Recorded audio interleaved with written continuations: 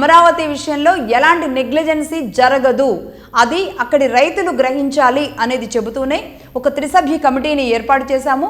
ఈ త్రిసభ్య కమిటీ ముందు రైతులకు ఎలాంటి సమస్యలు ఉన్నా సరే వాళ్ళు వెళ్ళి దానిని పరిష్కరించుకోవచ్చు, వాటి గురించి మాట్లాడవచ్చు అనే విషయాన్ని ఆయన చాలా స్పష్టంగా చెప్పారు రైతులకి. దీని పట్ల రైతులు కింద హర్షం వ్యక్తం చేసినట్టుగానే తెలుస్తుంది. అంటే ఒక త్రిసభ్య కమిటీ ఏదైతే ఉందో కమిటీ ముందుకు వెళ్ళినప్పుడు ఏదైనా వాళ్ళ సమస్యలు చెప్పుకోవడానికి అవకాశం ఉంటుంది.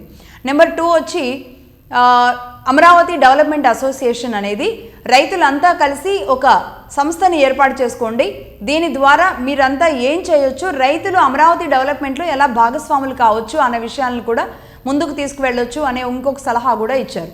అలాగే అమరావతి విషయంలో ఎవరు ఎలాంటి ప్రచారాలు చేసినా వాటిని దేనిని కూడా నమ్మొద్దు అంటూ సున్నితంగా ఈ 3 అంశాలని వారికి భరోసా కల్పిస్తూ సీఎం చంద్రబాబు నాయుడు గారు చెప్పారు.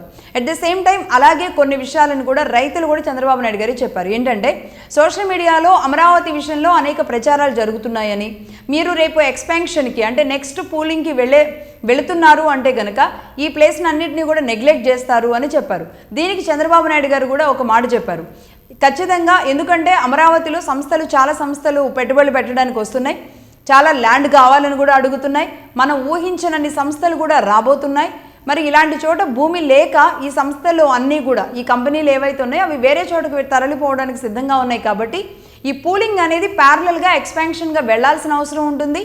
దానికి ఎలాంటి వెసులుబాట్లు ఉంటాయో అలాంటివన్నీ కూడా ఆ పారామీటర్స్తోనే వెళుతూ ఉంటాము అనేది చెప్పారు.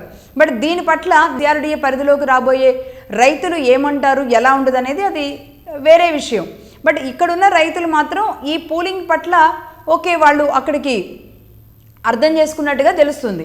ఇదిలా ఉంటే రైతులు ఇంకొన్ని అంశాలని చంద్రబాబు నాయుడు గారు చెప్పారు. సోషల్ మీడియాలో అనేక